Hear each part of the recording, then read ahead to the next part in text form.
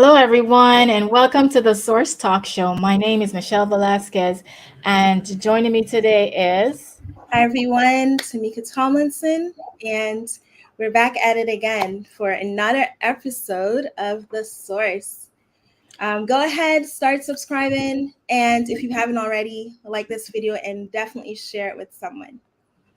Awesome, guys. This episode is going to be a hot topic episode. We're talking about marriage and sex. It's part 2 of our marriage relationships boot camp. We've been learning, we've been growing and sharing in these relationship boot camps. And I must say, I'm loving the conversations we've had so far in dating and marriage and family life relationships. Today, the topic is on marriage and sex, like I said. How to keep the flame alive. There's what you desire, and there's actually what happens in a marriage. How can we stay connected intimately?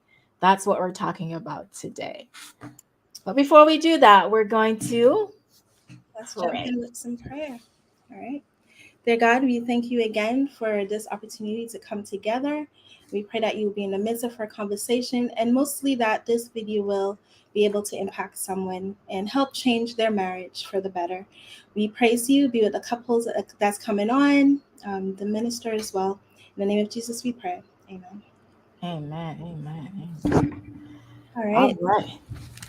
So we're talking about marriage and sex, and we've had our first marriage boot camp. We've shared it with some newlywed, some not so newlywed couples, and today we have a special guest, a special couple that have been in one of our boot camps, and they will be joining us a little bit later. But before we go and invite our guests in, let's go to our video on relationships because we've been doing that relationships boot camp.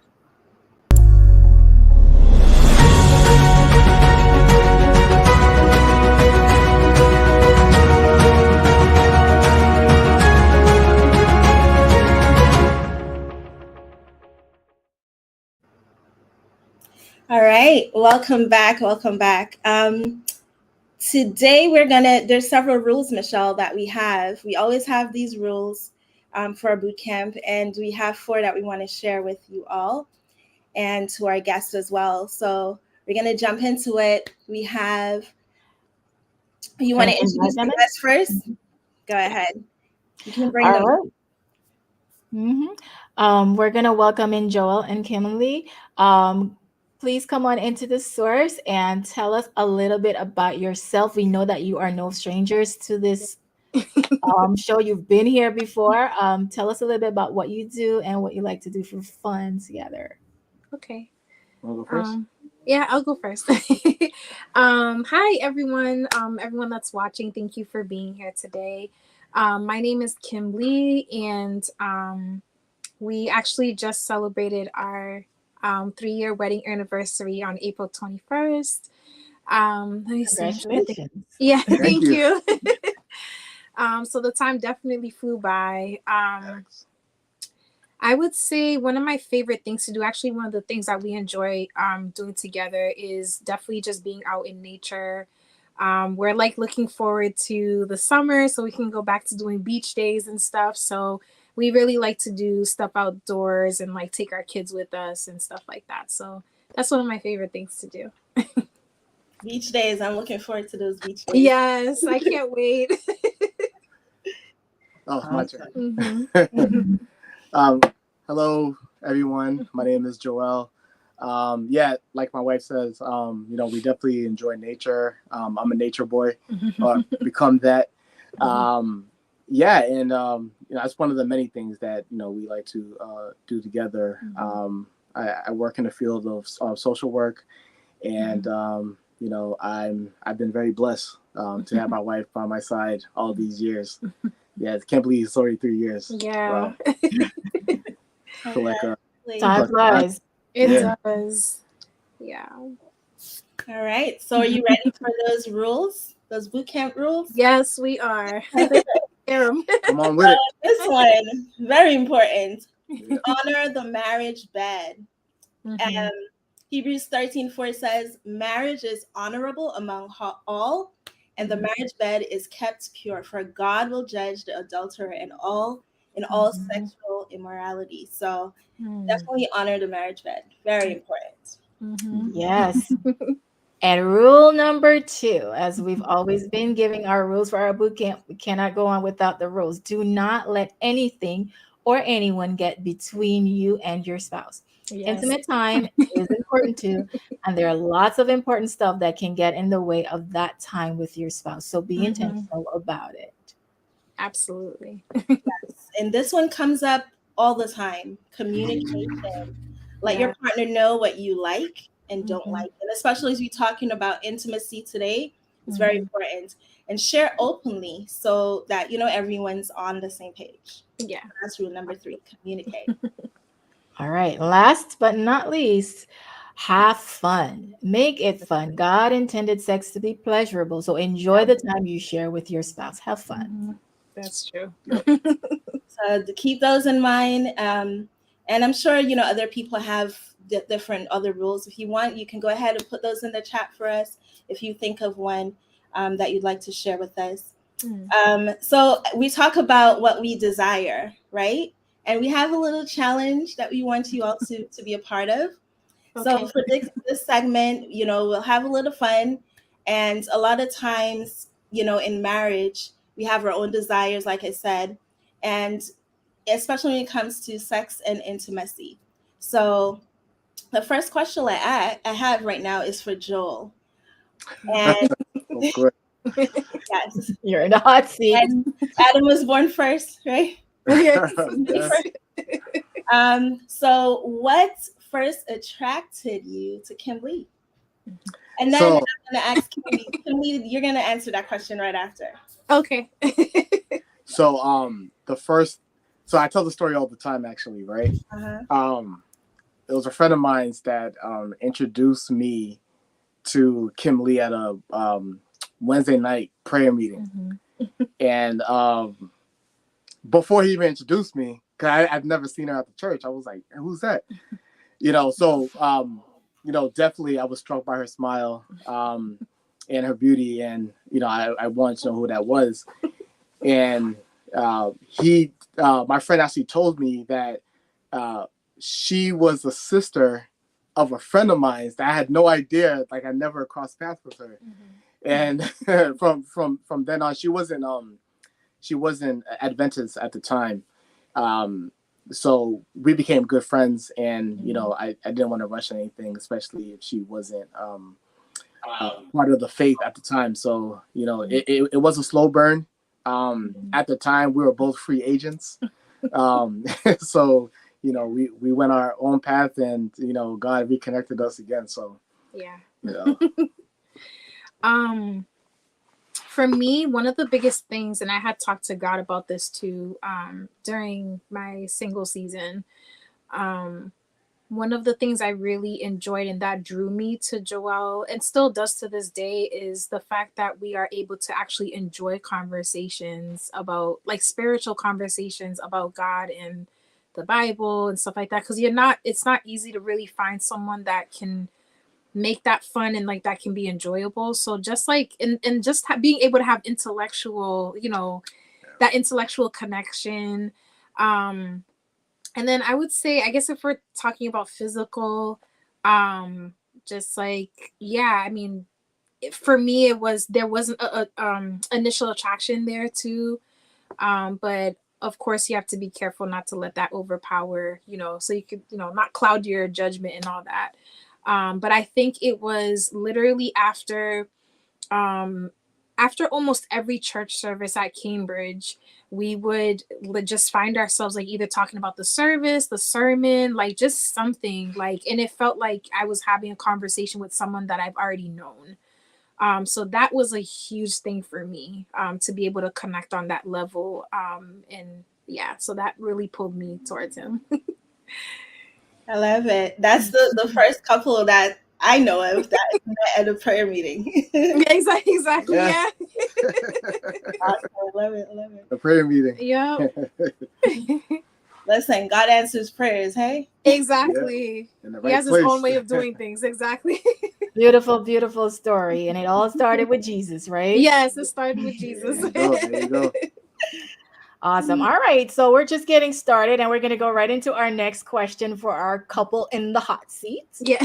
Um, on this, I will start with Kimley. Kimley, what's something exciting that you remember when you were falling in love with Joel? Oh man. I think okay, one of the biggest things, so a lot of people don't know this, I'm not a phone person.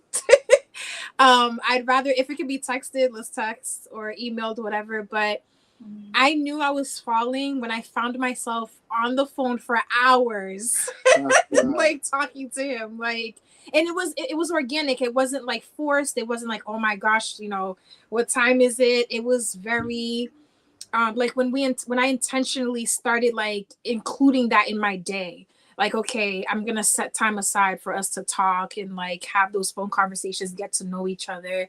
But I knew then, because like for me that's like out of character. I really don't, I prefer to also connect with people like face to face. But yeah, I'm not a huge phone person. So yeah, I was like, all right, well, I guess I'm falling.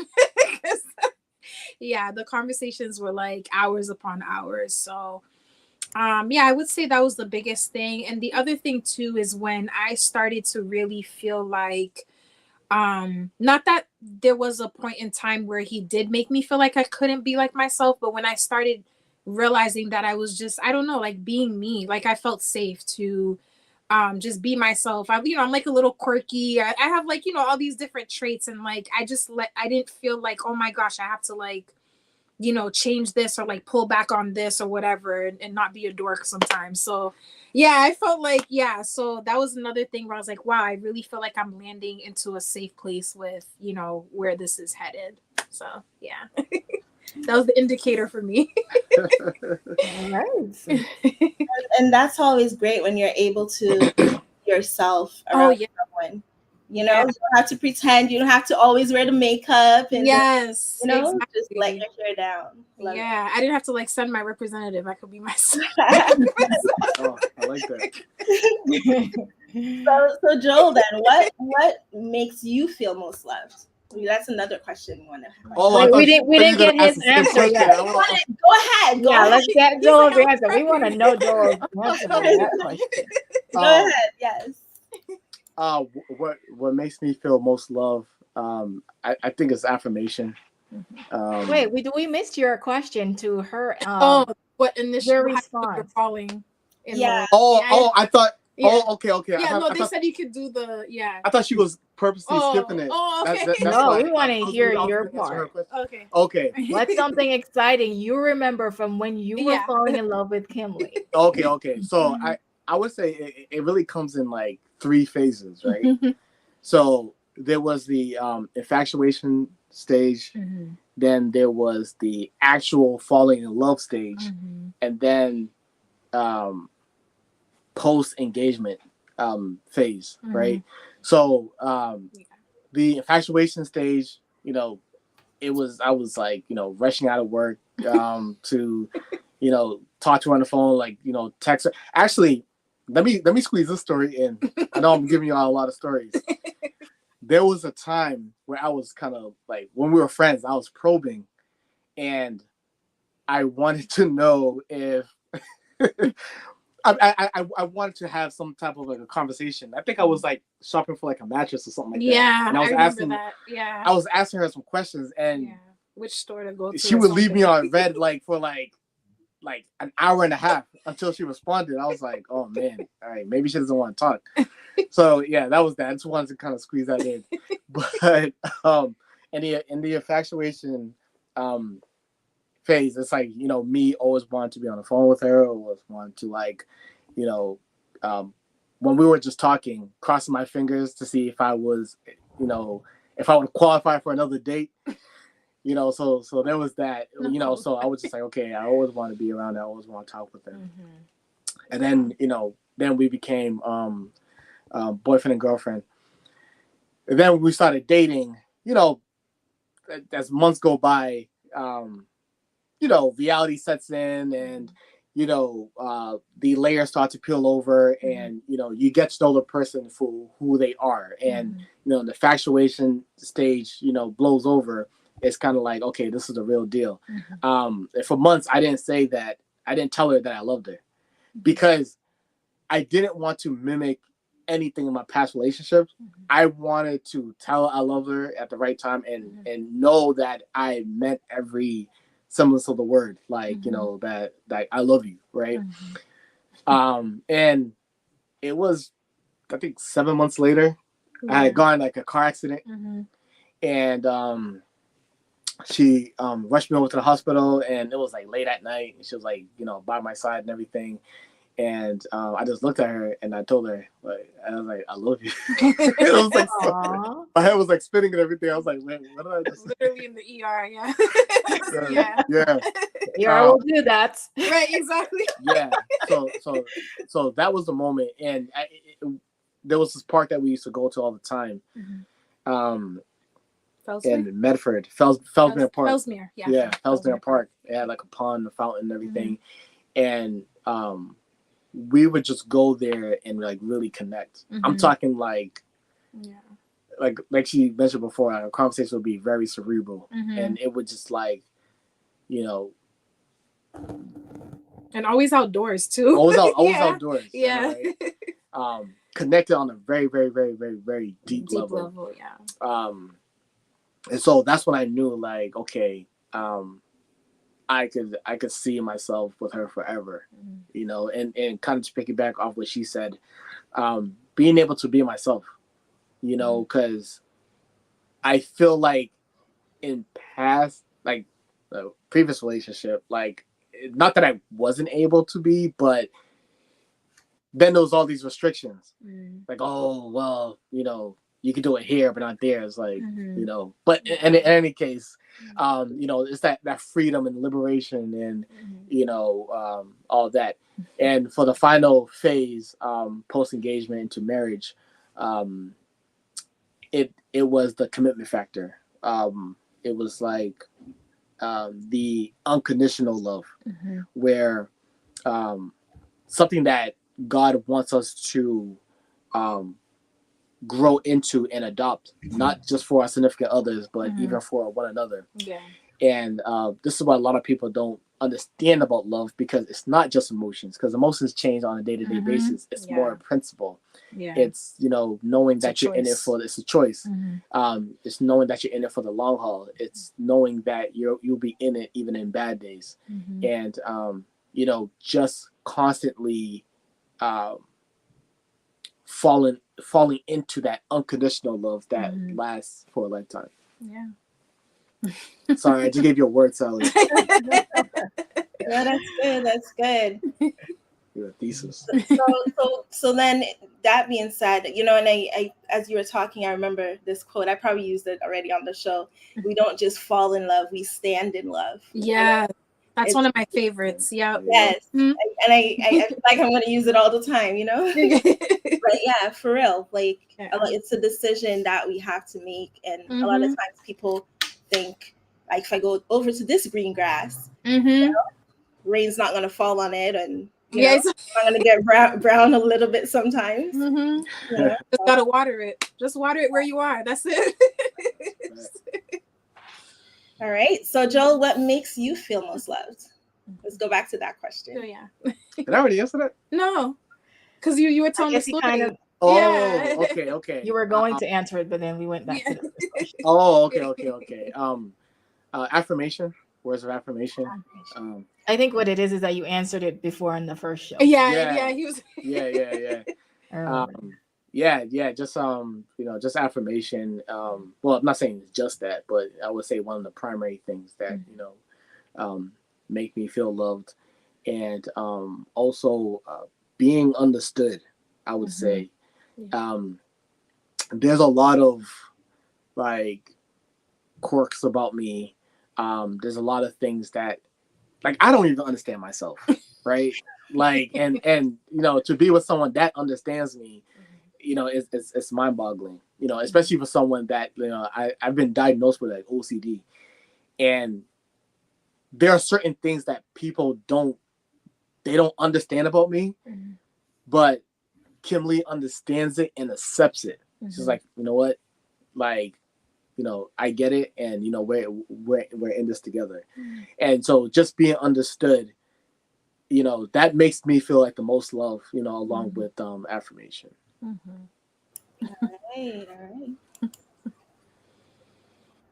So Michelle, you have one. Well, it's Kimberly's turn to Oh, answer yeah. the very same I question. was like processing and soaking in the Yes. answer. Yeah. I would say this is a big one for me. To be seen and to be heard is a huge thing. Is a huge thing. I've been in relationships in the past where I felt invisible. I didn't feel heard. Like I would speak on something, or speak about something, or say something bothered me, and it wasn't acknowledged, or it was ignored. Just because a huge part of relationships, marriage, what have you, you really have to be invested in the person. And being invested in the person, a huge part of that is learning them. So it's like even the little simple things like, what's your favorite color? What do you like to eat? You know, so it's paying attention to the details, and not saying that you have to remember like every single thing, but really just learning like what makes your partner happy, what do they dislike, and investing in those things that you know is going to be fulfilling and purposeful for them. So it was things like that where, you know, I had a lot of moments in my past, like in relationships before, where I was just like, man, do you really know me? Because if you did, then you wouldn't say this particular thing because you know it hurts my feelings. Or like, you know, you wouldn't, you know, even down to like, I'm not a materialistic person, but even down to like being with someone for a long time and they like, I don't know, purchase something for you that's like not, I don't know, like it's like as if like I was to purchase like a pair of shoes for Joel and like I buy him like the wrong shoe size. It's like, okay, you've been living with me for a while, you know what I'm saying, and and you don't know that, you know. So it's like those little things matter, and just learning your partner, even with like what he mentioned, like with the you know, the OCD, like it was something that I had to learn, but I was willing to learn about it. I was willing to be educated about it and to know like, okay, if this is what triggers it, or this is what, you know, makes it worse. This is what helps. Like, what do we do to troubleshoot? Like if, you know, there's something that happens that sets this thing off or whatever. So, that's a huge thing for me. And because it's big for me as well, like I try to also make sure that I'm learning him and like investing in those things that matter to him as well. But it's really the little things for me, and just knowing like sometimes Joel will come back, like if he steps out to run errands, like he'll bring back like my favorite snack or something. And it's like that's like for me anyway, like that's a huge thing, you know, like just knowing that you thought of me, you see me, you hear me, and you know that that's, hey, like that's like the person saying like, hey, I know you, like I bought this thing for you, or I surprised you with this thing because I know it will put a smile on your face and I know it's something that you like. So yeah, that's one of the bigger things for me. I think that is so sweet. You know, thinking about your favorite snack. It seems so Yeah. little, Yeah. but it is so important. You It's know, big. and it shows care. You know what I Yeah. mean? So I Yeah. think that's a special thing to do. Yeah. Okay. All right. So we're getting down to our last set of questions. And the next question that we're going to ask is going for you, Kimberly, first. Okay. Out of the five senses, which is the most sensual to you? Out of the five senses, which is the most sensual to you? And Joel, prepare your answer because you're coming right up. Can we have two? Two. Oh, okay. Yeah, Sure. I guess he has two. Yeah. Okay. I think I have two as well, actually. So the most sensual for me is what I can see, and also like I'm a very physical touch type. That's one of the touch. Yeah, so touch is a big one. I'm a very like cuddly, hugging type of person. So yeah, and definitely visual too. Yeah. Yep. What about you? Oh, I would say for me, I would say touch too, but I would say the prominent one is definitely smell. Because I think like a person smells like their footprint. Especially Wow, that was deep, babe. if they use like a I'm like, wait, that was deep. Yeah. Okay.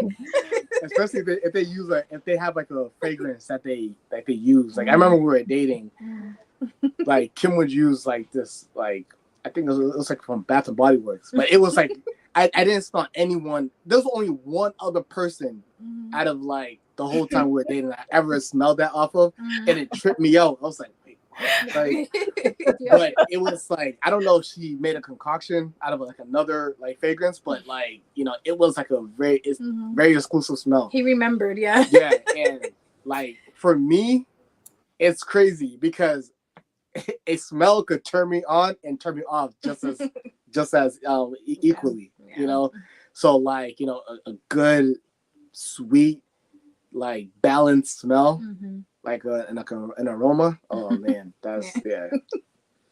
That is key. Beautiful, interesting. Touch and smell. But you did say so. Yours is smell. Yeah. So your primarily smell, yeah. It's smell. Okay, so you didn't have the second one. Like touch too. So, okay. But I feel like but me doing the touching. Yeah. All right. Awesome. All right. Well, that was fun. That was a nice segment, getting to know our partners and what our desires and likes are.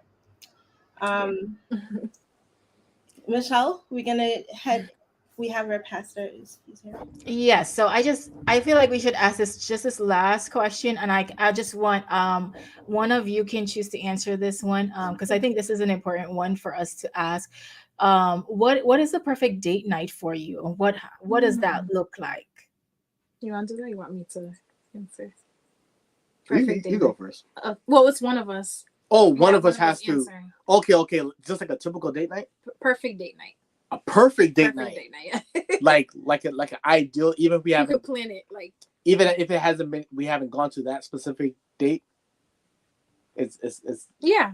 Okay. Whatever would something be that you would be a perfect date night for you. Yeah. Whatever would make it perfect. Okay, so I would say I'll let you answer. Okay. It's crazy because this was supposed to be reality had it not been for COVID. I would say oceanfront hotel. So this was supposed to be our honeymoon. But to have like a dinner on the beach. Yeah. Tables. That's what I actually was gonna say. On like the big sand. And after that, after like the dinner, retreat to the hotel. Watch a nice movie. Yeah. Talk a little, and then after that, rated R. I'm done. Okay. It's called, all right, and called active worship, babe. Active worship. Active worship is good worship. This is what we're talking about today, right? We're gonna have prayer meeting, right? For this conversation. Yes. They ain't ready for the real. They ain't ready All right. Well, that takes us into our next segment. This segment was fun. It was fun learning about your partner's desires and likes. We talked about some things that initially attracted you to each other, the chemistry that makes the relationship so exciting that you find it challenging to stay away from each other. In this next segment, we will talk about what really happens when you are married and get comfortable in that relationship. Yeah. So, but before we even go into our next segment, we'd also like to invite in our guest. Our guest facilitator today is Dr. Franklin Bray. So we'd like to invite Pastor Bray to come in. Tell us a little bit about yourself, and please tell us what you do for fun with your family. You're muted. Good afternoon, everybody. I am very happy to be here. I was listening backstage to the Lovebirds. That's exciting. That's exciting. Makes my presence here a lot easier because I could have listened to you vibe even from the backstage. So that was great. Um, so I'm Franklin. I am I've been married for, and God, my wife is listening, 24 years. Congratulations. Yes. Yeah, Yes. Bless. 24.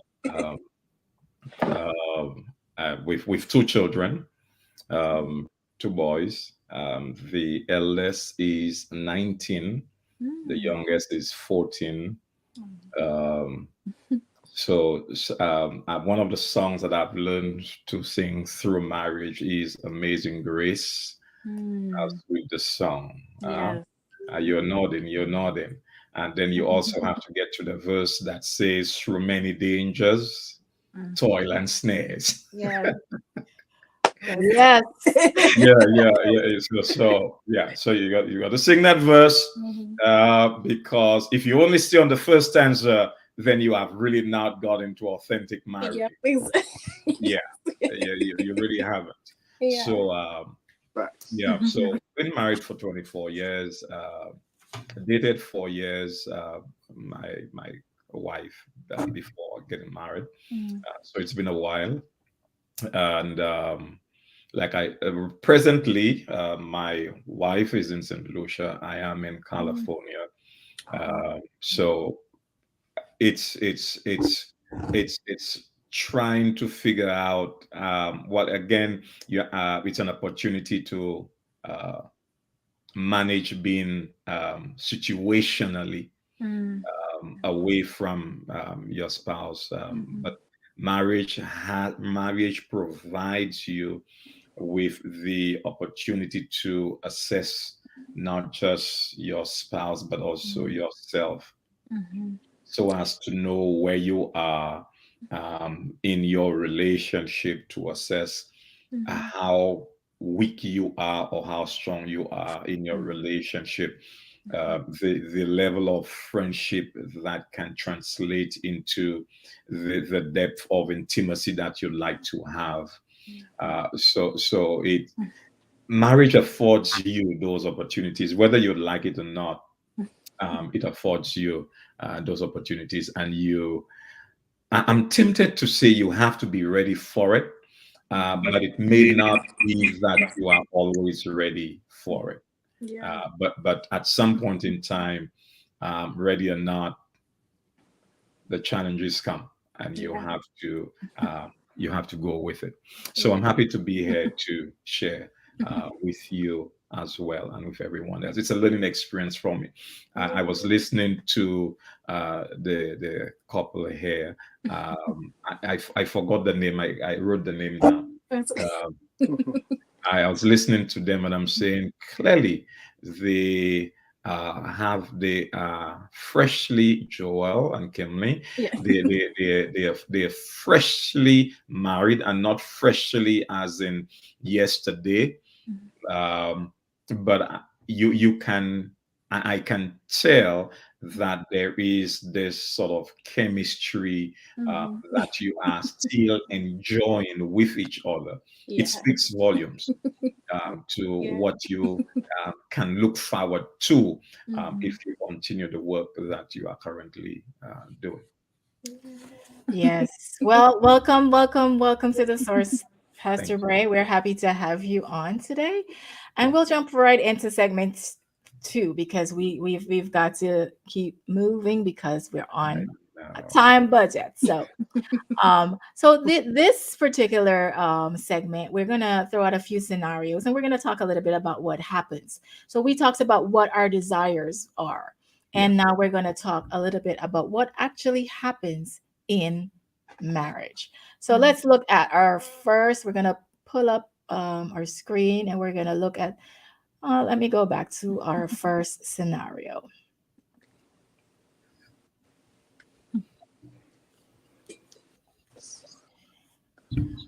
Okay, so scenario one, we're talking about marriage and mating. Mm. Sandra and Nathan are recently engaged, and they have yet to set an official wedding date, but they're excited for the festivities to solidify their union. Sandra is a virgin, but Nathan, a born again Christian, has an extensive sexual past. In recent weeks, Nathan has been pressuring Sandra to have intercourse. Mm. He constantly proposes that there is nothing wrong with test driving, as they are already well along the path of marriage. Mm. Nathan starts using suggestive language via text and is usually touchy and invades Sandra's personal space. This starts to make Sandra uncomfortable. Sandra wants to make her commitment to God, but she wants Nathan to be satisfied also. Mm. Hmm. What would your advice be to this couple? So we this is a classic, uh, very practical example, and it's a natural. Neither of them should feel bad to be in that position. Mhm. It's a natural part of human existence, particularly individuals who have been gearing towards or are gearing towards being married, settling down, and having visualized, imagined, fantasize, to use that word, what it would be like to be with each other. So it's Mhm. natural to want to move along. Why do we keep talking about it when we can do it? Mhm. We keep being in each other's presence, so the temptation is Mhm. always there to get Mhm. going with it. So one of the uh, one of the principles that I'll share here is that Nathan, knowing what it is, the level of friendship that he has in his fiancée, Mm. the level of friendship that they have, it's an opportunity to openly share with her how he feels about her, and what he would like to do with her. Because one of the challenges he will come against is the fact that she has not yet experienced sex, Mhm. and so she may, and quite naturally so, try to be resistant, because one, there are Christian principles guiding her along. Mhm. There are fears guiding her along, or there may be fears guiding her along. Mhm. And so she may try to say, no, man, no, let's just wait. And Mhm. even if she may say, I would like to, but no, no, no, no, I don't think so. So going back and forth may be there.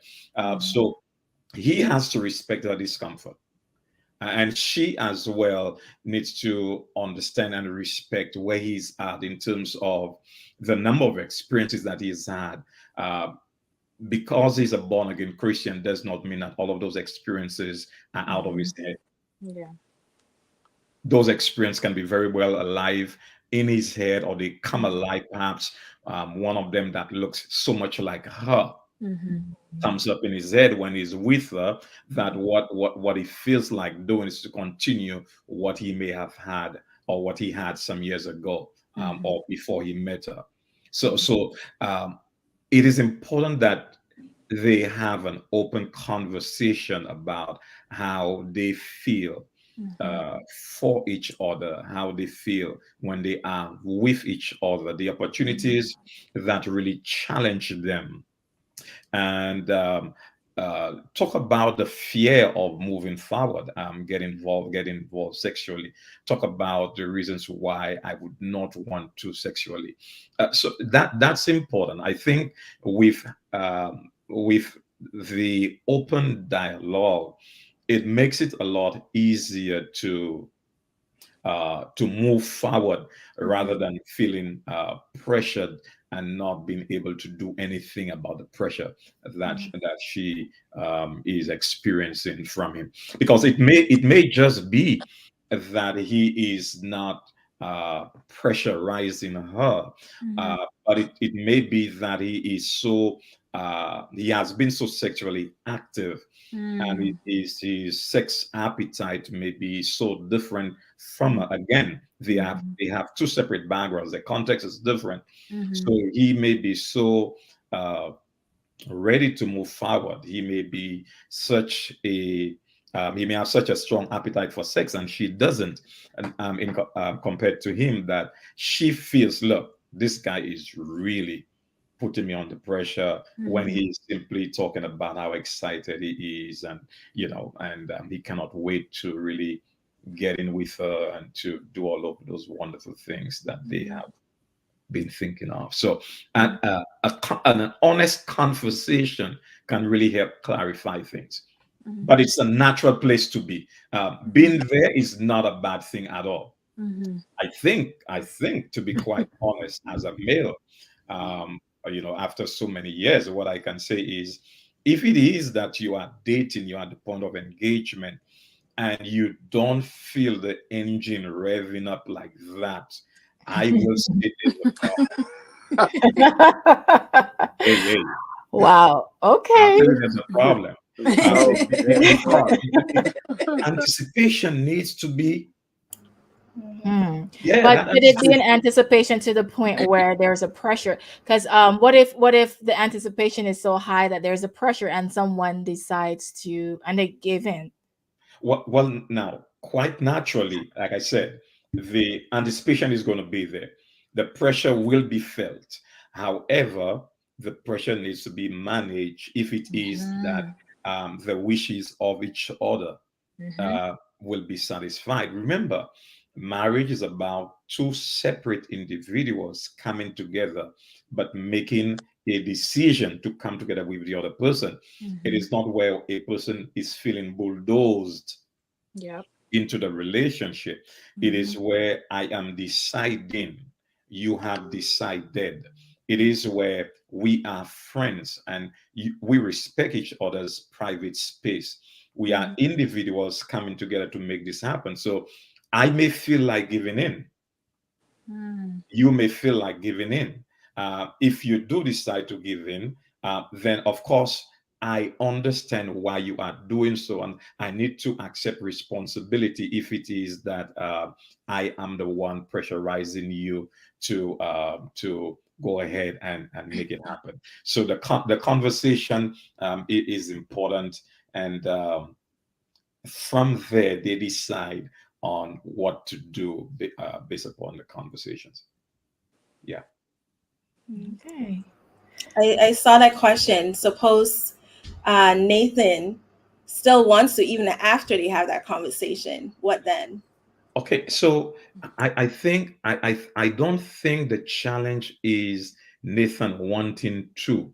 I think it is Nathan respecting her to the point that even if he desires her strongly, Yes. that he's going to say, you Mhm. know what, look, I feel like tearing your apart right now.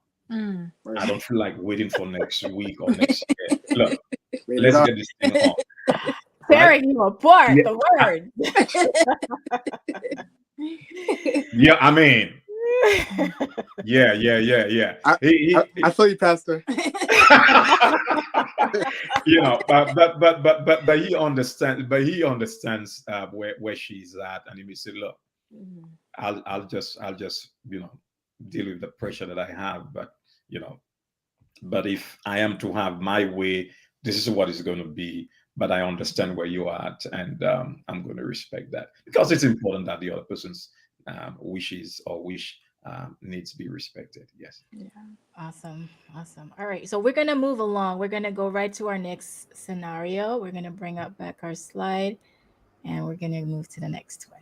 All right. So our next scenario, talking about marriage and movies. So Malachi has an endless struggle with pornography. He watches adult films in the bathroom, at work. He collects adult reading material, spends hundreds of dollars a month subscribing to media such as OnlyFans. And in last year, he has financially profited after making a sexual SMR audio recording for YouTube. So Malachi is married to Ashley and has been for 10 years.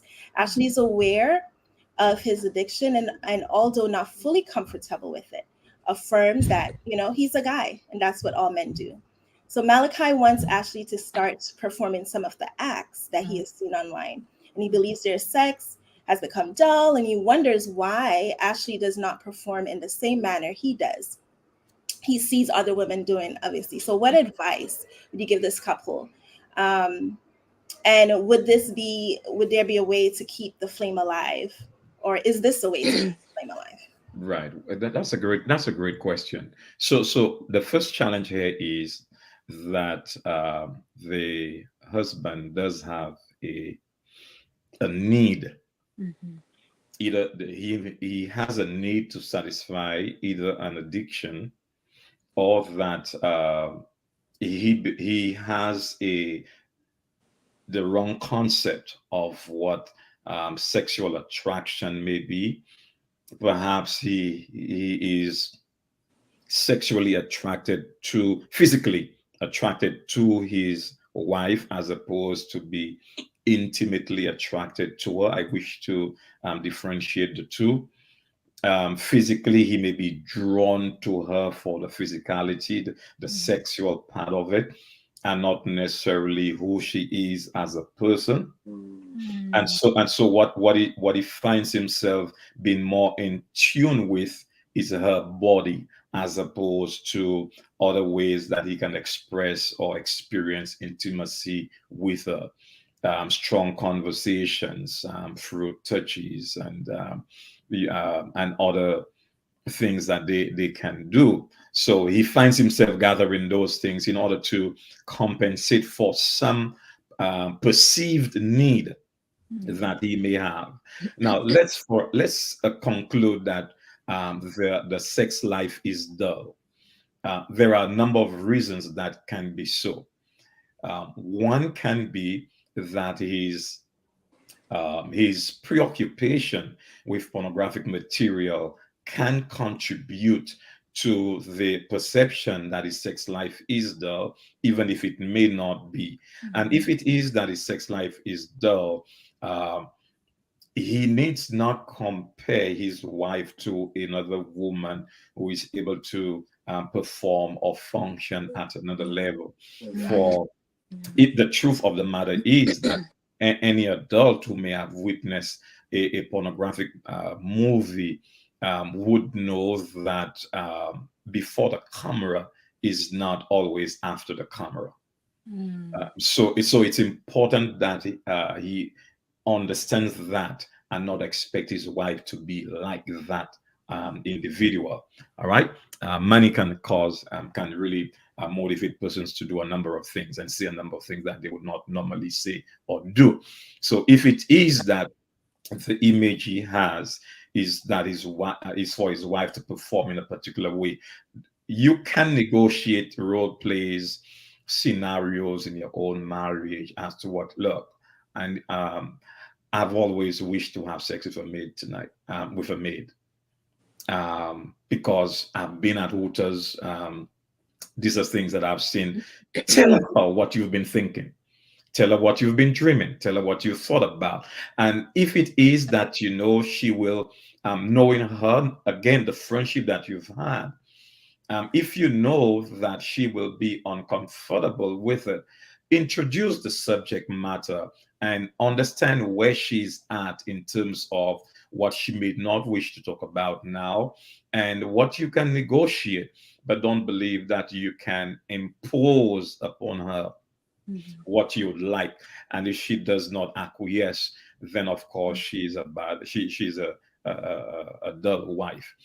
So again, understand what it is that exists in the marriage. Now, a second point I wish to make here is that dullness in a sexual relationship can again be because of expectations that the two individuals would have. What is it that you expect during sex? What is it that I expect? How can we satisfy each other's need? What are the preoccupations or the perceptions that you entered marriage with regards to sex? Is it that sex has to be simply for procreation? Is it for procreation and pleasure? Is it just for pleasure? What is it? What is your understanding of it? Mhm. So and those the understanding is going to inform what it is that the couple gets involved in. If it's just for procreation, well, we know what it is. Yeah. Every year, every 2 years, we'll get our groove on, and something is going to happen.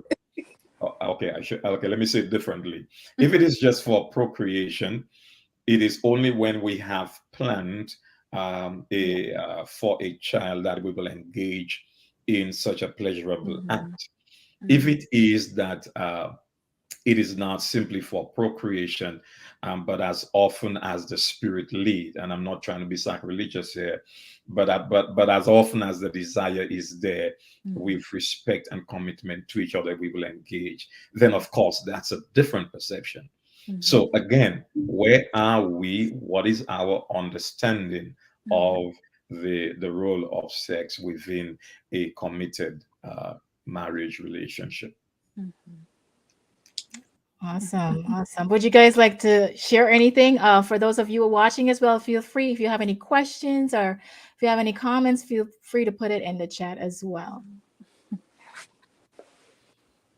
All right. So if we have no more comments regarding that, I like what you said, Pastor, about, Oh, I was actually gonna sorry, Okay. cut you off, Michelle. Mhm. I was gonna kind of piggyback on the response Dr. Franklin gave, as well as the question, because I think the second part of the question was the resolve to that.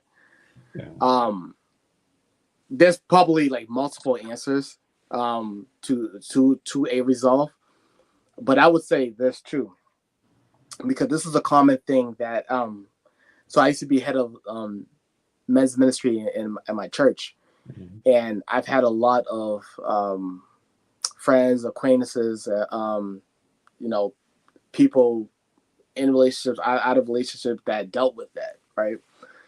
And one thing that I would say is kind of like what Pastor mentioned, having that dialogue. So that's number one, and understanding that it's an addiction, right? What a lot of men don't understand too is that these performers are actors and actresses, right? So it's not reality. Number two, because it's an addiction, you kind of have to treat it with like other addictions as well, right? So we have like food addiction. There are people that are addicted to high sugary foods, high sodium foods. So when you eat a healthy dish, in contrast to that, it feels a little bland. So in order, because when they're in the crux of the addiction, they're getting a dopamine rush. So in order to combat that, there has to be a reset. So you have to go into a dopamine fast, right? So that's number one. The only way to really do that, um, the Bible teaches us about temperance, and many of us, when we're, whatever addiction that we're experiencing, everything is very instant. Everything is, when we're in the midst of the addiction, it's like, want more, want more, want more, and the dopamine, it's trying to, like, when it's released, it's compensating for that. And so going into a dopamine fast, it puts you on a reset, in that you're no longer chasing your tail around, wanting that vice, right? So in this case, pornography. If, just like the guy in the question, uh, if he's uh, addicted to pornography, right? But goes and first of all, he's supposed to be, doing away with that completely, right? It shouldn't even be a question that it's in the marriage. It should be done away with completely. But going on a dopamine fast means just unplugging from media, unplugging from anything that gives a dopamine rush or like a high, right? So high sugary foods, high sodium foods, a lot of media, music, just completely going on a fast, right? And doing away with the pornography altogether, going to therapy. Now, in doing that, you have to replace that with something positive. So that's where, again, marital counseling could come into the mix. A lot of conversations with the husband and the wife, really exploring, what are the needs or what. And I like what Pastor said too. He said there's a big difference, and that's so true, between just a physical attraction and intimacy. When you include the intimacy with the physical attraction, that makes a world of difference, and the person won't find themselves wanting that. It's just like food, right? Someone is addicted to sweets, empty calories, right? But when they fast from these things, when they refrain from these things, right, and go to whole foods and a complete meal high in nutrients, and over time your palate begins to change, and you're like, wow, I can't believe I used to live off of donuts. I can't believe I used to live off of potato chips, right? And so your palate changes, and you have a high appreciation now for something that's very healthy. Just like in a relationship, now your attention is solely focused on your spouse, and you're putting all that energy and appreciation even to your spouse. Thank you for sharing that. We have a question here. I'll pull it up so you can see it.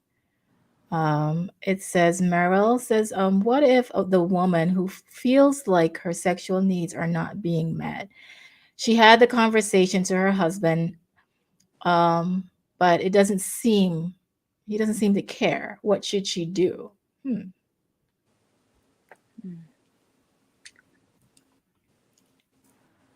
Good question. Yeah, it's a great question. It's a great question.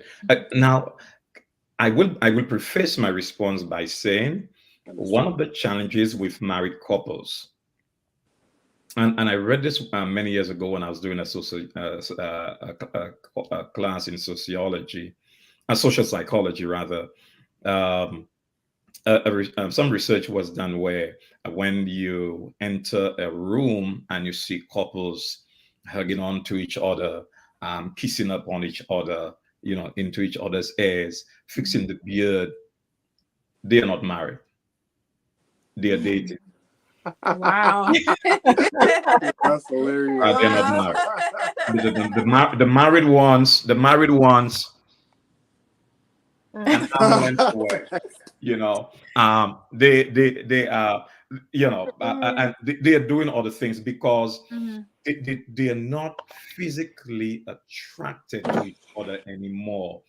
They don't spend time with each other anymore, so they don't know each other. So sex now becomes a physical thing. I need to do that for the man. It's been 3 days. He has not had an orgasm. I have not had an orgasm. So you know what? I need to go ahead. I need to come. He needs to come as well. He needs a release. I need a release, as opposed to look, this is part of the celebration of me being with you, you being with me. This is part of the depth of our friendship. So rather than it being mechanical, it becomes a lifestyle. Intimacy becomes a lifestyle. So one of the challenges, going back to the question, is that a lot of married couples have stopped talking about sex and relating to each other sexually. And because they've done so, it becomes very difficult to have sexual needs met because we don't feel comfortable relating to each other sexually. Sex is not just an act, but it is an act when I feel like, or an act if it becomes necessary, an act when I feel guilty for treating you bad for so long. It's a favor that you receive from me, or I give to you. So it takes away from the specialness of the sexual relationship. And that's one of the challenges that you will experience in marriage, that may come up in some marriages. The truth of the matter is that not just the man but the woman also may not have her needs met. What you should do, I would say, begin a conversation with your spouse. Begin that conversation. And I did not say begin touching him. Begin the conversation. The conversation sets the tone for what is to come. If you as a husband, if you as a wife, can get into the mind of your husband, your wife, the mind of your spouse, if you can explicitly articulate, share, paint the picture of what you'd like to experience, what your wife should be experiencing with you, if you can dramatize, if you can spell out, if you can draw, and I'm using words simply to paint the picture, that if you can explicitly tell her what it is that you would desire with him, with her, and why you made the decision to share all of your life, the rest of your life together, then that person, if it is that person is in a covenantal relationship with you, a respectable one at that, one that has that bears all the stamps of integrity, you would be compelled to begin that conversation every morning when you after your devotion, and it may be before your devotion too, and then you sweep into devotion after that. Begin that conversation there, and by 11 o'clock, man, whatever time of the night, you would be in heaven. The angels would be worshiping with you. But so you don't get to heaven suddenly. You must prepare the way. You journey. Breathe. They're pointing fingers at me. I must watch myself. Yeah. You get to heaven after a while. So the journey is important, and the journey begins with open, explicit, emotionally vulnerable conversations, and that's where a lot of marriages fall. Now, I told you you have to sing the stanza of the song that says, "Through many dangers, toil, and snares." Because if you stay on the first stanza, you believe that sex is always going to be lively and guys. No, there are some days you are tired, and it's like, no, not tonight. No, I'll see you. I'll see you tomorrow morning. Okay, good night. Those days will show up. But if there are more days like that than other days, clearly it's an indication that there is something else going on, whatever it may be. But there are other things going on in the marriage. Okay, yeah. Yeah, great answer. I like that. You got to keep singing that song. Yes. All the stanzas. and that really goes to show you, because when you get into a marriage, you have your expectations, like we were talking about. There are those desires that you come into, and then you really have to learn each other. Even in that marriage, it's not okay, you're married and it fixed everything. It's you're married and it begins everything. Now you get to learn the person, even physically, sexually, intimately. It's all a part of that package. All right. So that's when the work begins. I feel like I'm hearing it's not the wedding day is when the work, or the day after the wedding day is when the actual work begins. In talking with friends and stuff. Go ahead, Pastor. And what I generally say is, you set the tone for your marriage during your dating experience. Yeah. You set the tone there. That's true. If it is that the individual you are dating keeps telling you, wait until we are married to know if I'm attracted to you, or if I feel a certain way about you, run. Yeah. Run so quickly, run. it that work begins during dating. For what marriage is, it is a celebration of the covenantal relationship. Yeah. Mhm. In the celebration, perhaps some things will go wrong. A cup will fall and break or something. You will have to replace it. But again, you are investing in the celebration. Yeah. But Right. the work does not. I understand the context for the work begins after, as in the real thing is after. Mm-hmm. Uh, but the tone for the work really begins during the dating Mm-hmm. experience. Important. Mm-hmm. Yeah. That's right.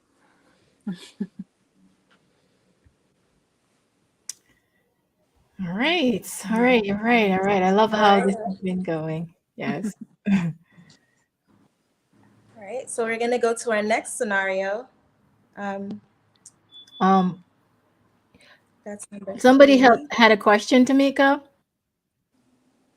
Can we take the Okay, question? go ahead. Put it up. This one. Yes. Okay.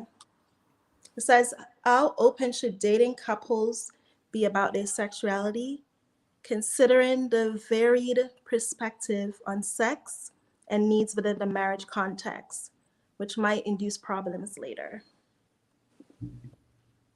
So, how Very open? powerful, very powerful question. Very, I like the practicality Mm-hmm. in the question.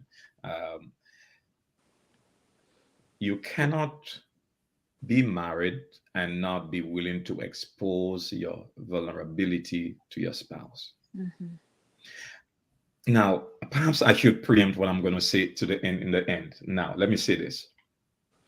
Do not get married to someone who is not an open friend of yours. Mm-hmm. Yeah. It's a mistake that many of us experience, that a lot of couples experience. So after marriage, you're now beginning to be friends. And there are some things I don't feel comfortable talking about. There are some things I don't feel comfortable saying, and as a result, the friendship in marriage is one. Well, the friendship in marriage is one that becomes a lot more difficult because the foundation for it was not set before marriage. So the answer to the question begins with exposing your vulnerability to your spouse is very crucial in marriage, and the vulnerability begins with the level of friendship that you have, the depth of the friendship. uh, you need to present yourself as emotionally vulnerable to Mm-hmm. your spouse, and Mm-hmm. again, it's a continuation of the commitment that you made as you decided to move on with the marriage. The authenticity of your relationship is built on your willingness to be vulnerable, to be transparent, to be Mm-hmm. real, to be Mm-hmm. practical, to be desirous of connecting with your spouse, not just physically, but psychologically, being psychologically naked with your spouse, just letting the other person know your needs. What are my needs? What do I think about sex? Is it taboo? What do I think about being naked before you? I don't like the idea. I think we should be having sex with the light on. I don't think we should be having sex in the morning. I don't. So you begin to have all those conversations.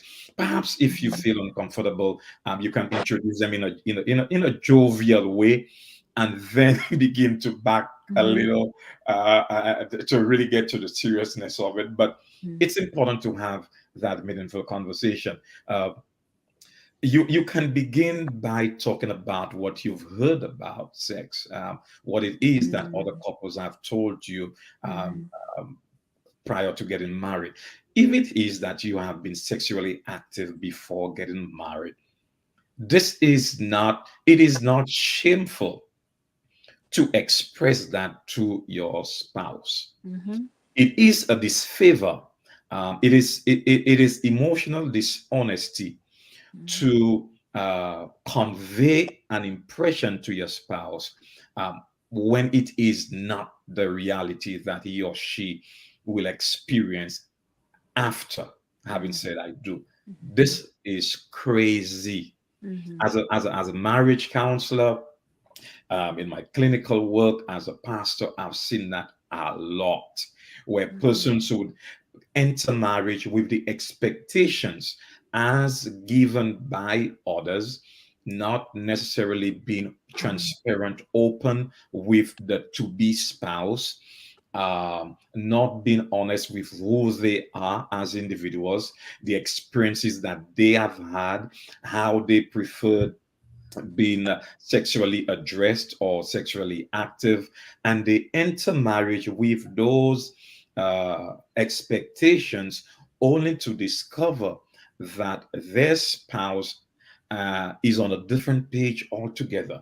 What you find is that one of the experiences in marriage that should be a very explosive experience, a very expressive, pleasurable experience, now becomes something that is taboo, something that should be kept away from because of the expectations or perhaps the wrongful impressions given prior to marriage. So be very open, be very honest, be respectful, express yourself with integrity and respect to the other person, for the other person, so that there's that level of respect even when we enter marriage. Simply because you're married doesn't mean that your body belongs to your body loses its respect, its individuality, and that your spouse can simply disrespect your body.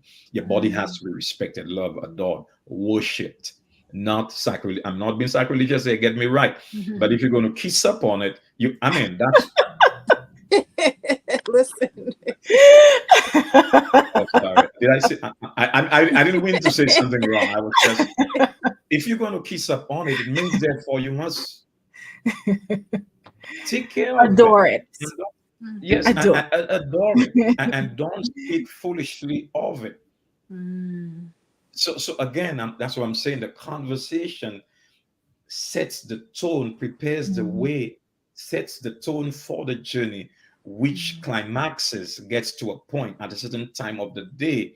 But for sure, you get to heaven and you can experience the joy that those types of angels sing because of what you would have experienced. Amen.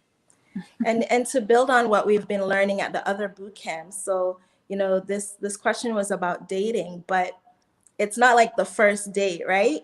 You're talking about when you're dating and you've kind of committed yourself to, this is the person God is provided for me, right? Yeah. I just want to clarify that. Yes. Well, clearly, this is not a first date conversation. It's not a second date conversation. Right. You begin that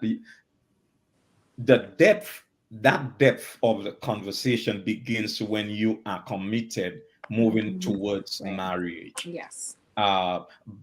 There is this reasonable level of curiosity that is alive during dating.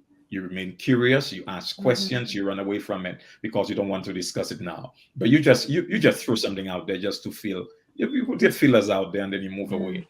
But as the relationship progresses, as the friendship deepens, as the maturity continues, you are able to express, ask pertinent questions. No one should feel obligated to have that level of discussion very early in the dating. Clearly not. Because you're dating does not mean that that's the person you'll get married to. So be respectful, have integrity with yourself for the other individual as you share some things that are relevant until you, I remember when I was, when my wife and I were considering marriage. We made fun. I hope the Christians out there don't crucify me, Jesus. But we, I was expressing to her my desire for ministry. And she made a joke about, look, one of the books that I really want you to read very often is The Desire of All Ages, because I have the desire of ages that I need you to read. And so I don't think I got it the first time around. And by the time it was said the second and the third time, I knew she was referring to love. Yeah. She was not referring to Ellen White.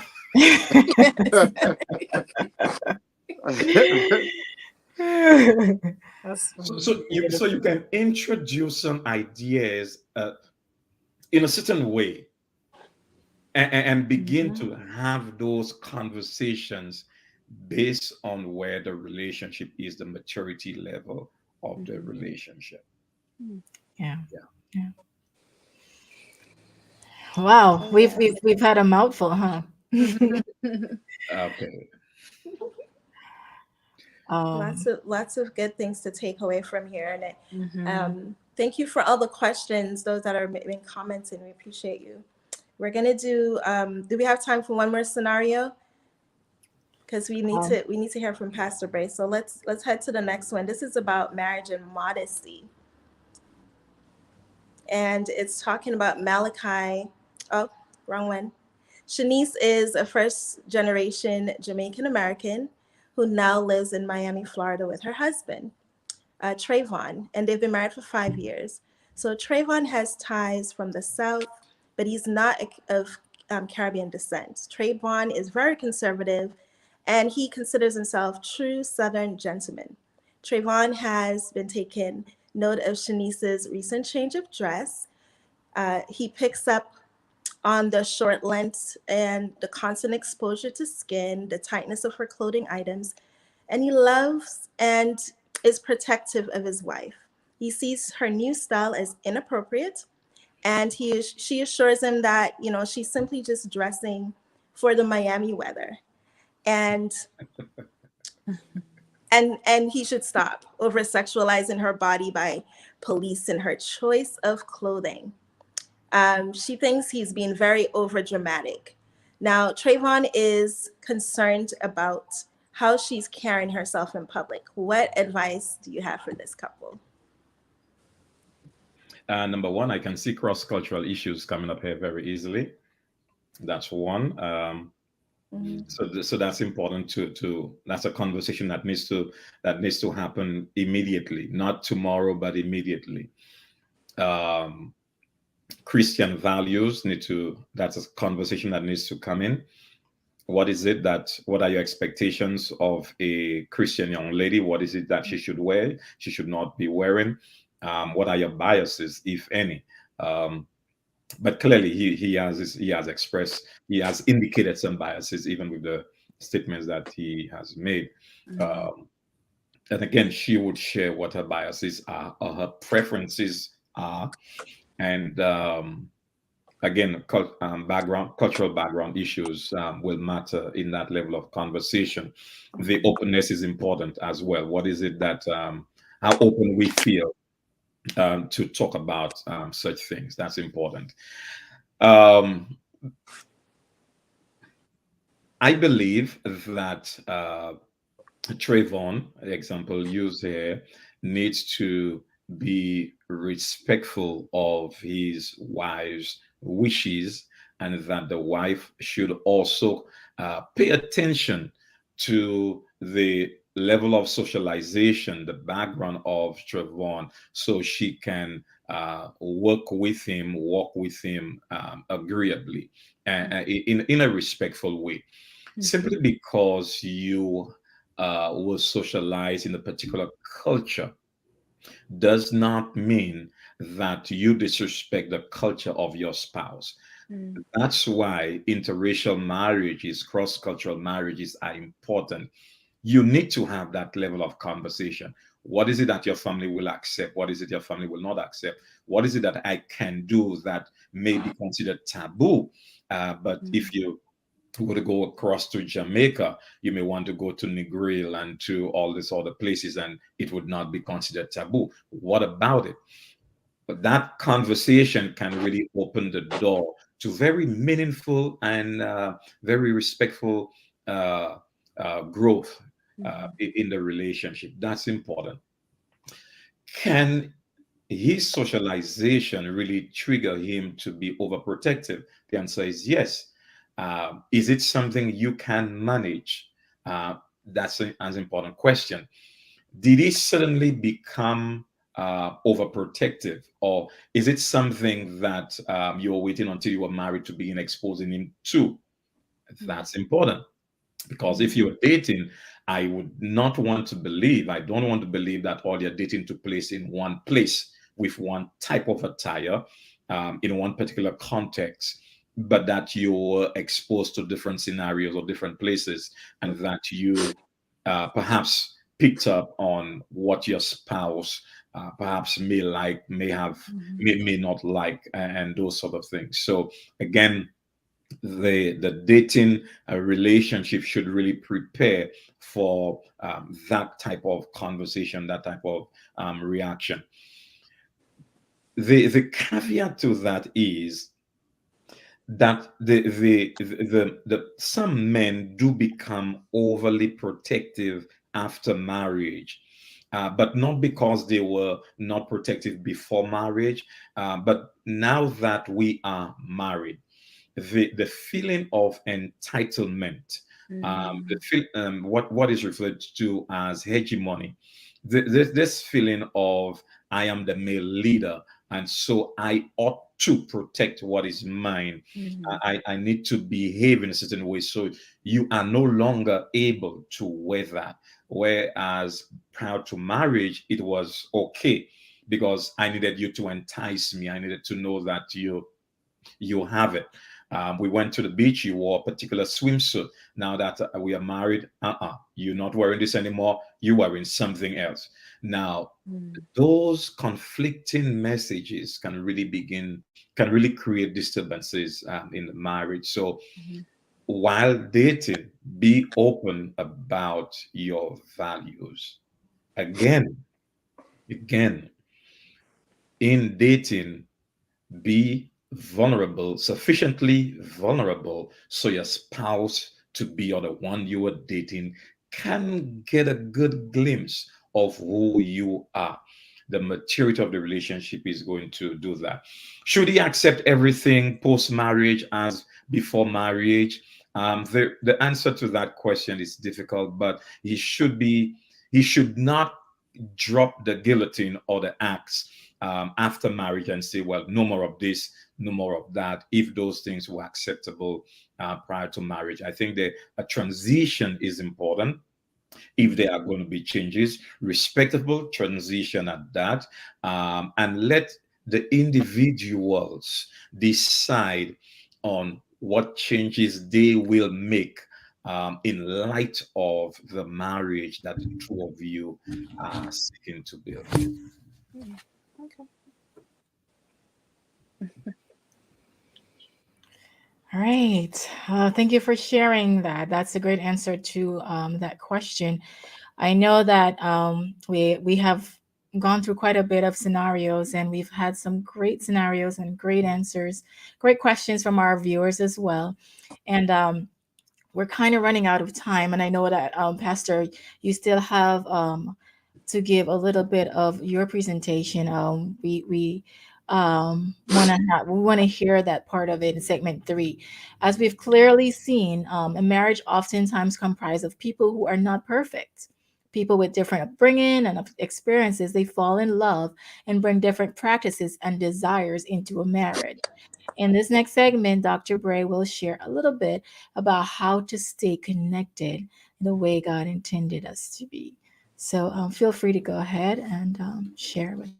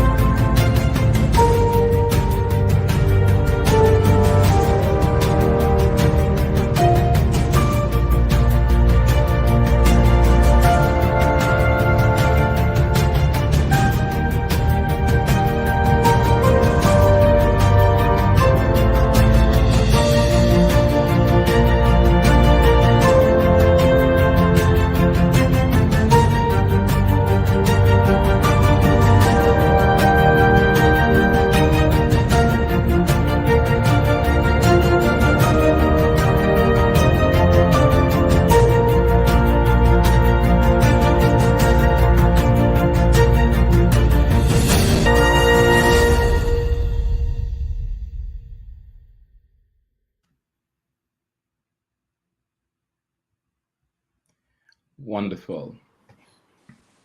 All right. So I like the transition here. You introduced a word, Michelle, the word perfection. And this is where I am going. I am going there because what I know now, after being married for some decades, what I know now, um, I wish we can I wish someone had exposed me to the possibility of those realities in marriage prior to marriage. But the the the the challenge that many couples or engaged couples face prior to marriage is the lack of authenticity in marriage counselors, Christian marriage counselors who tend to present marriage as a relationship which it is not, or as a relationship which is fixed, made, one that is the same for every other couple. I wish to say that there are some things about marriage that are constant across all marriages. For example, um, couples will argue and fight. Couples will, and when I say fight, not physically, I'm referring to have emotional disagreements, verbal disagreements.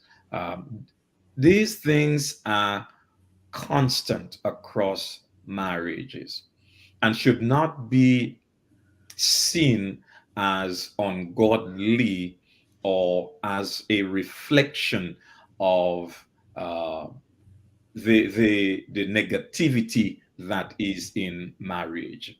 So there are 3 points I'd like to share as in this segment. The first one is that every married couple should eliminate the expectation of perfection from the spouse or in the spouse. Mhm. Eliminate that expectation, the expectation of perfection in your spouse or from your spouse. Instead, you should introduce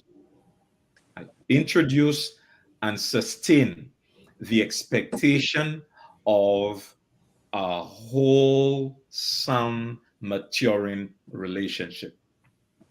Instead of believing, expecting perfection, you should introduce the idea that your relationship is going to mature, and as it matures, the the the the, the person whom you are married to is going to get exposed to you, and you will get exposed to that individual. It introduces the idea of Second Peter 3:18 that speaks of growing in grace. So much we apply this to the Christian experience, the salvation experience, but not to marriage. The whole idea of maturing is very evident in every marriage, and it's one of the reasons why couples will disagree, misunderstand each other. So it's important not to think of your spouse as being perfect, as will be perfect, or having the gift or the potential of being perfect. It's a misnomer. It is not true. It is not going to happen. And so it is very important early to conclude that the individual to whom I am married, or the individual to whom I am getting married, that person is not perfect, will not be perfect. And therefore, I have to prepare myself to live with imperfections. Mm. That's I need to prepare my spouse to live with imperfections within the context of a covenantal relationship. And why do I say within the context of a covenantal relationship? Because when imperfection shows up, if there is no covenant, if there is no commitment, you will run out of the door. And it's very easy to feel like running out of the door, not because you may not know some of the things that you need to do. But look, I'm not prepared to handle this. Look, I'm no, look, I cannot look, I cannot live the rest of my life like this. There are so many reservations that you as a person would have, or that you may have entered marriage with, that just the sight of imperfections, and imperfections, again, based upon your preferences, your like, your dislikes, those things may drive you out of the door. So number one, eliminate the expectation of perfection within your spouse. Eliminate that. Do not expect it. It is not going to be a reality for whatever length of time that you and your spouse live together. Number two, it is important, if you're going to eliminate it, I need you to accept respectable imperfection. Respect accept respectable imperfection.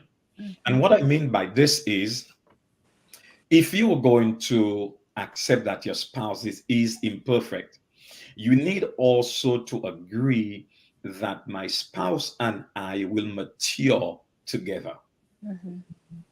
We will mature together. So at the first sight of imperfection, or the expression of imperfection, one does not begin to think of running away, but you begin to think of how you can provide support to your spouse in helping my spouse grow from where he is, from where she is, to the level where we need to get if this relationship is going to succeed.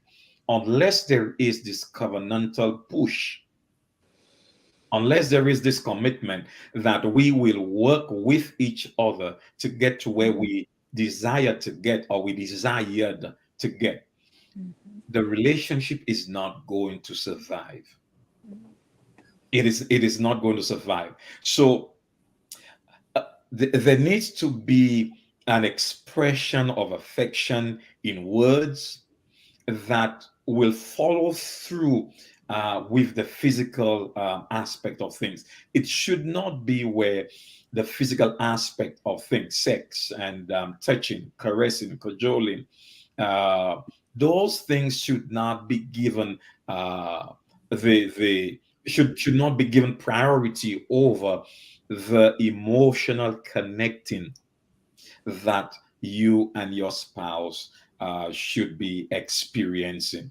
So expressive emotional connections, expressive conversations, appropriate touches, all of those things indicate what level of relationship you will have in the future. Again, because you and your spouse did make the commitment that you will spend the rest of your life together. Here's another point. It is important to recognize each other's need for approval. It is important to recognize each other's need for approval.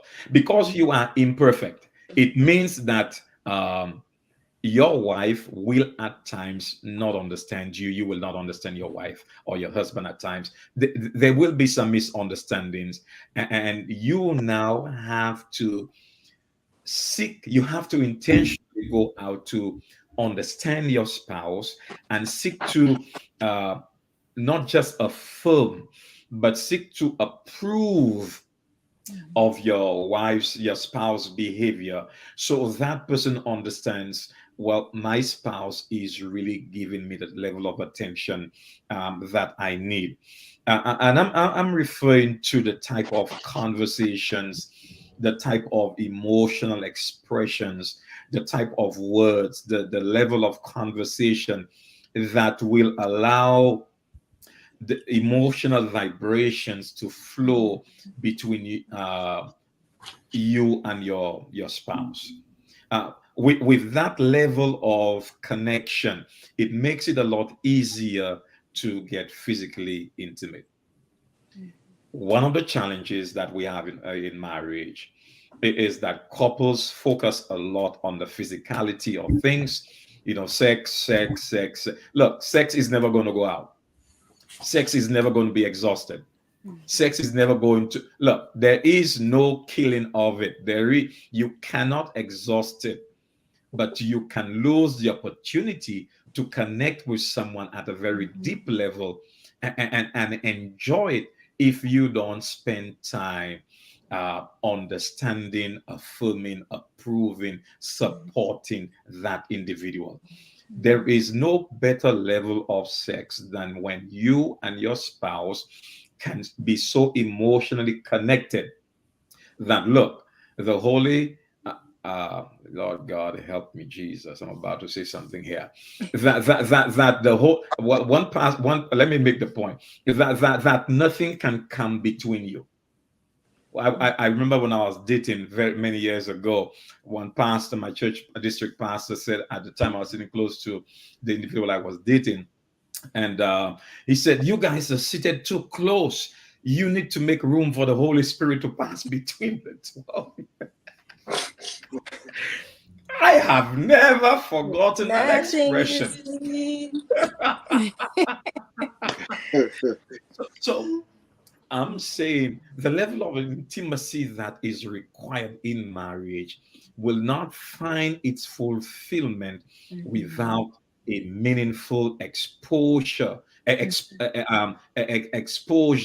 of your vulnerability and the understanding of your spouse. And that throws perfection out of the window completely. It throws it out of the window. So it's important that we understand those 3 points.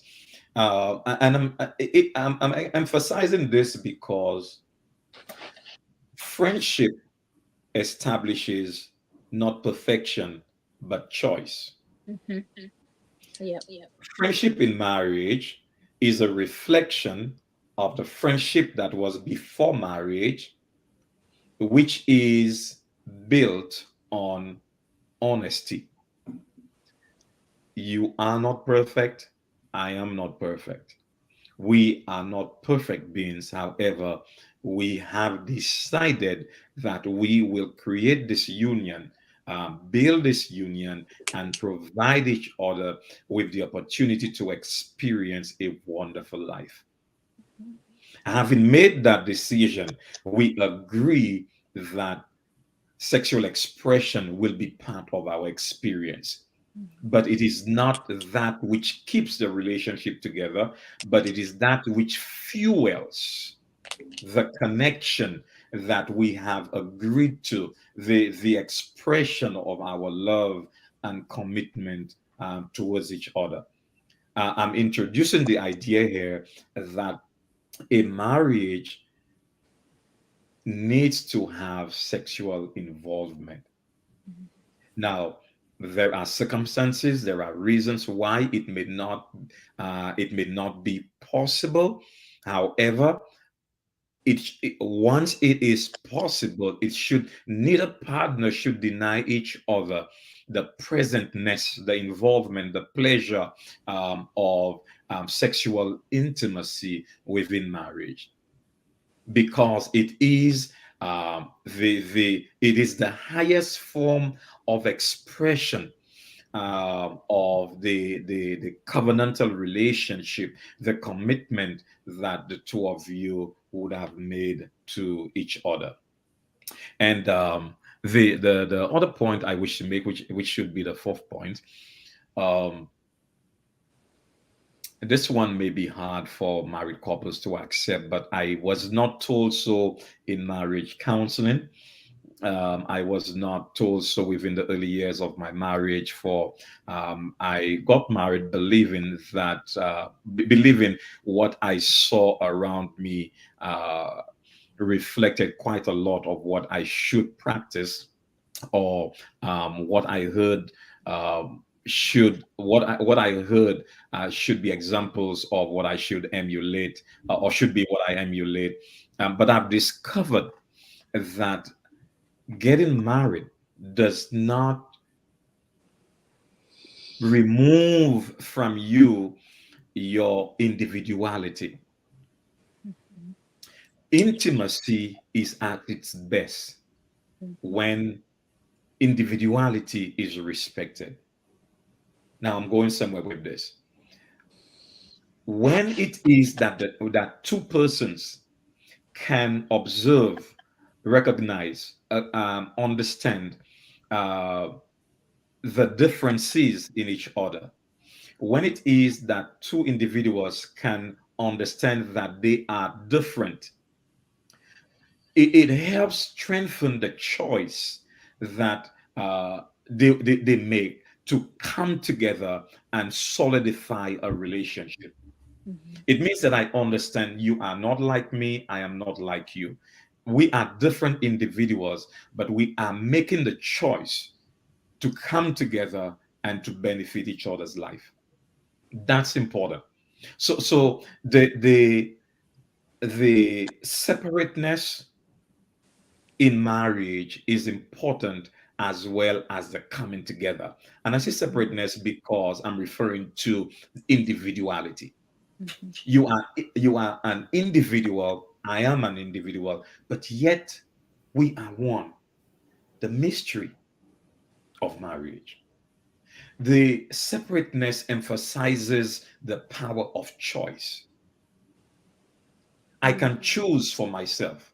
You can choose for yourself. I cannot cause you to choose for me, neither can you cause me to choose for you. However, I have paid so much attention to you that I am prepared to choose you over somebody else. So when it is that we come together, look, I'm giving you all of me because I made the decision to give you all of me. And that's important. The challenge with the principle that I just shared is that couples or individuals come together not knowing who they are, not understanding themselves. So they enter marriage imposing upon the other person what it is that they lack, or they would have loved to see in themselves.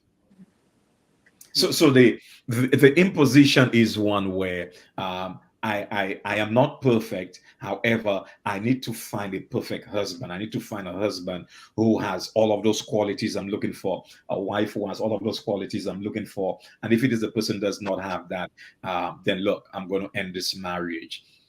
Um, the only way you can have a productive marriage is when you first accept who you are as a person, when you have significant self-awareness, you are able to accept who you are and share who you are with someone else. Self-awareness promotes individuality. Individuality gives an opportunity for choice. Choice fuels excitement in someone else, because it's not just you wanting me, but I want you too. So when we meet, it's fireworks, as opposed to feeling that I'm obligated to you simply because you desire me. You desiring me is good. I desiring you is good. However, the two choices, when they combine, you have fireworks. It's more than the 4th of July. I mean, your Independence Day has nothing on that. It's very important that individuals understand those principles prior to marriage. So when marriage happen, when the wedding day happens, and the marriage journey begins, It is a continuation of self-awareness, a continuation of self-acceptance. It's a continuation of individuality.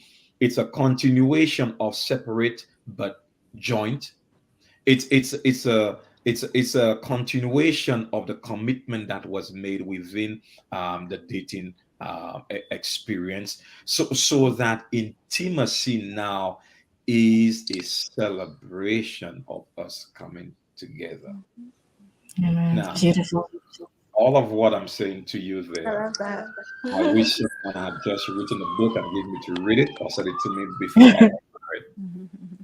But you don't get to know this the first day or the first year of marriage. You don't. Yeah. Yeah. You will not. It's gonna take you some. Why you're not talking to me? It's a journey of life, right? It's the journey of life. You know, it's gonna take you walking some distance. Why are you so quiet?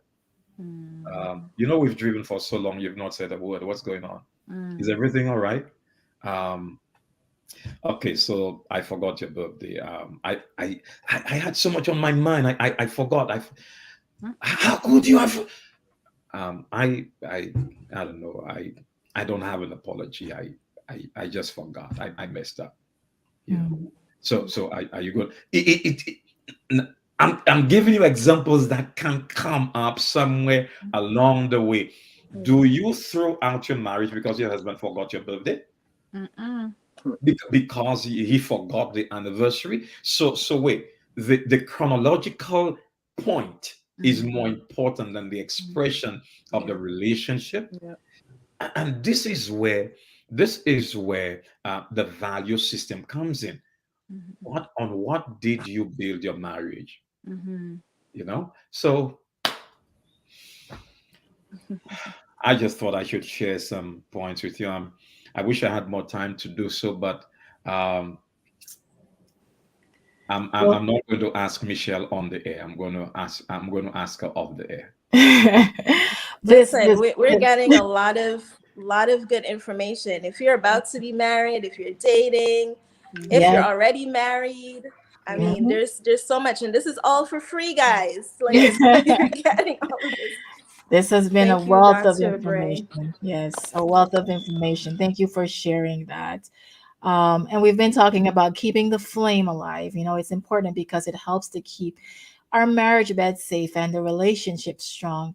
And if it is that you need counseling or you need some bit of information or prayer, find what it is that you need for your marriage to keep it strong and alive. And we are so grateful to Dr. Bray for coming and sharing all of these important information, just rich information with us, that we can take with us as we go. For some of us married couples, for those of you who are dating, like Tamika said, thank you so much for sharing that.